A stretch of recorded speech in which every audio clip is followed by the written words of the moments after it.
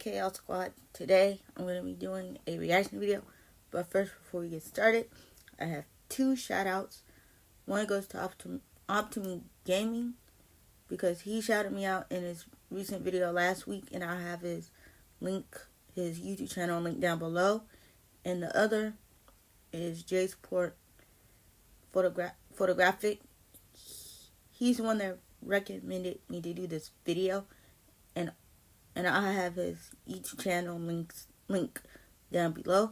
Go subscribe to both of them and get this video to 5 likes. First up, we're in the 5th District Court in Cedar City, Utah, for the sentencing of Tristan Lamoureux. Lamoureux has just pled guilty to killing his wife, Misty, following an argument in their apartment. According to news reports, she was shot 5 times in the head. When police arrived, they found Misty's body in the bathroom and Lamoureux fleeing the scene. Now in court, Lamoureux sits surrounded by 4 sheriff's deputies who closely watch over him. Judge G. Michael Westfall calls Misty's brother, Jason Wilson, to come up to the front of the courtroom and deliver an impact statement. As he approaches the podium, Wilson shoots an intimidating stare in the direction of the defendant. But Lamoureux seems unbothered as he casually rocks back and forth in his chair.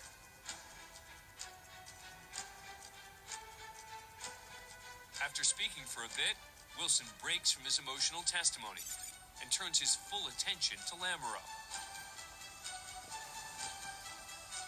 Since the words don't appear to have any effect on Lamoureux, Wilson tries a different approach.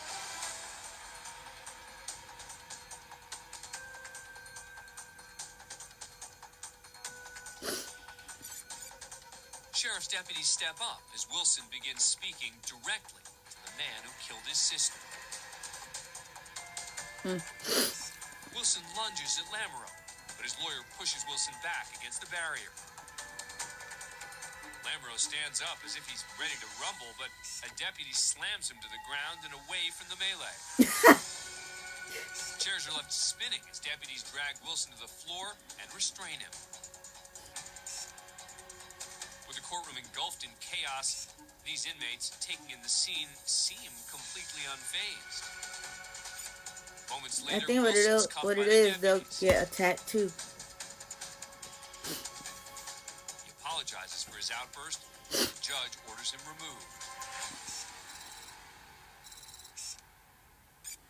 The deputies put the courtroom back in order, and Lamoureux returns to rocking in his chair. According to local authorities, Jason Wilson was not charged for the incident. As for Tristan Lamoureux, he's eventually sentenced to 15 years to life in prison for first-degree murder. Man, We're inside the Frank Murphy Hall of Justice in Detroit, Michigan. 25-year-old Jasmine Gordon and her 34-year-old boyfriend, Clifford Thomas, are being sentenced today for the death of Gordon's 3-year-old daughter, Jamila Smith. Thomas, who is not Jamila's father, was babysitting the girl when he claims she hit her head and stopped breathing. But authorities ruled her death a homicide, indicating the child died of multiple blunt force trauma injuries. Both Gordon and Thomas were found guilty of involuntary manslaughter, among other charges.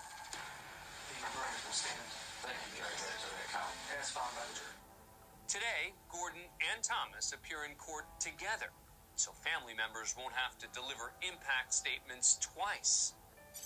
She made a bad choice, a real bad choice, and to let this stranger babysit her kids, because that man was a total stranger to them kids. Sitting just off camera in the gallery is the dead child's father, Dwayne Smith. There's only a few feet and not much else between Smith and the man convicted of killing his daughter. When he's asked to deliver an impact statement, he delivers.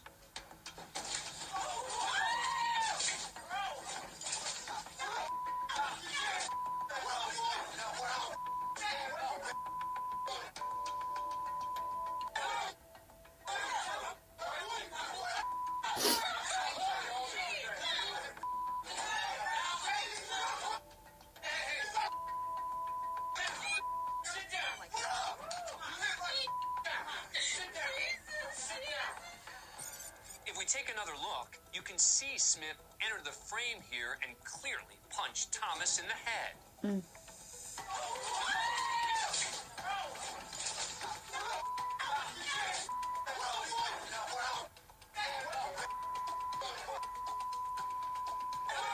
Amidst the chaos, Gordon has an emotional moment of her own.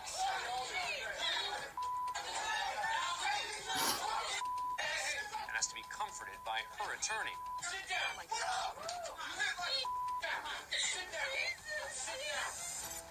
It takes several sheriff's deputies to finally restore order. When the hearing resumes, Judge Margaret Van Houten issues a warning. There will be no outbursts in the courtroom. If there are any, you will be removed from the courtroom. She sentences Thomas to 57 months to 15 years for involuntary manslaughter and 1 to 2 years for resisting arrest. After Thomas is taken away, a tearful Gordon makes a plea to the judge. To be placed in jail right now after kissing my daughter for the last time. It's something I want to wish I say to him, though. I was not in the field today. I was trying to forgive anybody, never. The tears seem to have no impact on Judge Van Houten.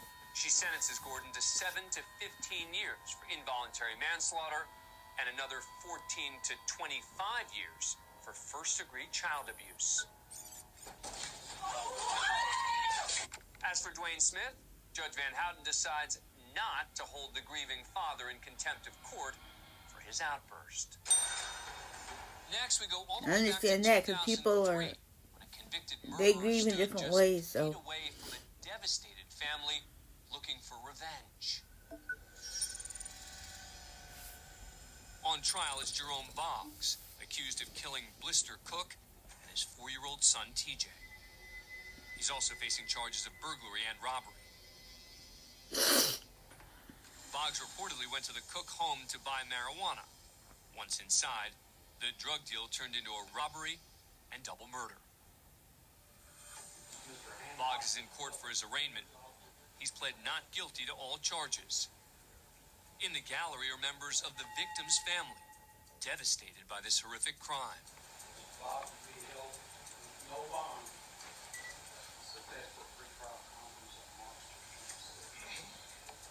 The judge orders Boggs held without bond and sends him back to his cell. Just as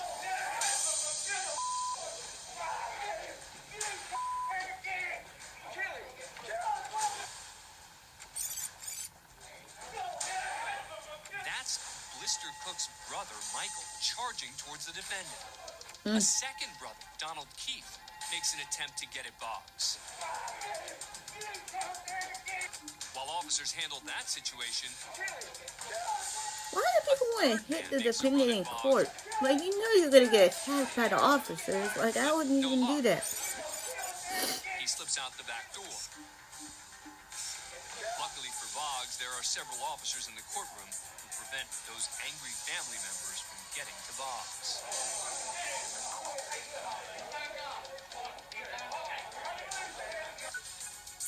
He's later found guilty of all charges and sentenced to life in prison. No chance for parole.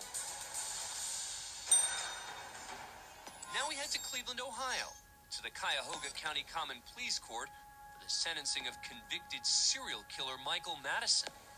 Madison's been convicted on 3 counts of aggravated murder for the killing and mutilation of 3 young women in Ohio. The gruesome nature of the crime shocked the community of East Cleveland. Police found the remains of the victims in different areas of Madison's neighborhood, one in his own apartment. There was evidence of decomposition fluid in several parts of the apartment building. There were maggots that were attached to the decomposition fluid. Today, Madison finds out if he'll receive the death penalty. As part of the hearing, Van Terry, the father of one of Madison's victims, steps up to the podium to make a victim impact statement. Mr. Terry's now just a few feet away from the man who so brutally took the life of his daughter, Sherelda. Right now, I guess we're supposed to, in our hearts, forgive this clown who's touched our families, taken my child, He's looking directly at Madison.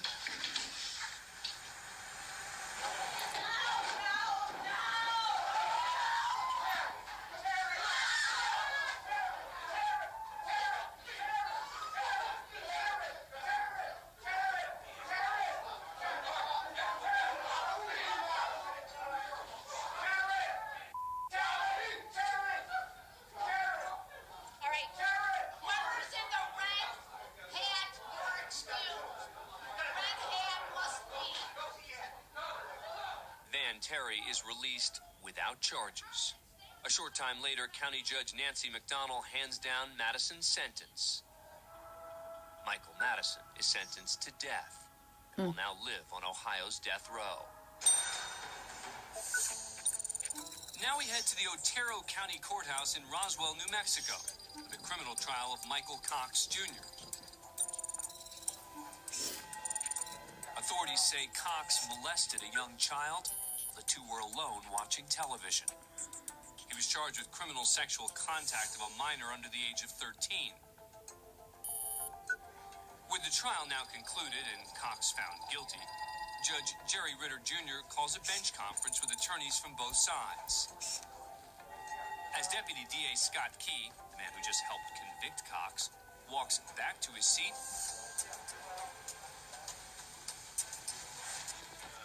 Cox unleashes his frustration.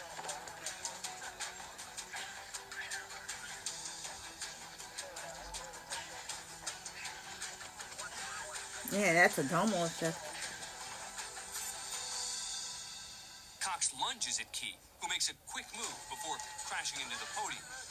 He takes a swing at Key as he hits the ground. Officer Katia Smith enters the courtroom just in time to witness the ruckus. She acts swiftly and attempts to restrain Cox. Key gets back on his feet and makes a run at Cox.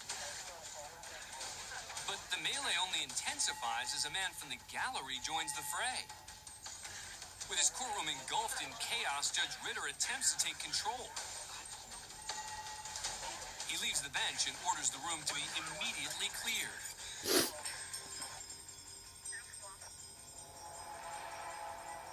With the confrontation now over, Key pulls himself together. He takes a moment to fix a tear and then straightens up the area, even putting a trash can back in place while Cox is cuffed and led away. Order is finally restored. Michael Cox Jr. received 18 years for criminal sexual contact with a minor. And for his ill-advised attack on Key, the newly convicted felon picked up an additional 6 years he tried to run away. felony battery on a peace officer and misdemeanor aggravated battery. Both sentences will run consecutively. Thanks for being a fan of CourtCam. Subscribe to A&E to never miss a new video and catch full episodes on aetv.com.